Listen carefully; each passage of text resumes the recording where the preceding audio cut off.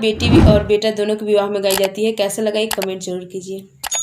गोदिया बखानेले कवन पापा जिन्हीं धिया जाना मायो, लट लट मोतिया गुथाई के बेटी जंघे बैठायो।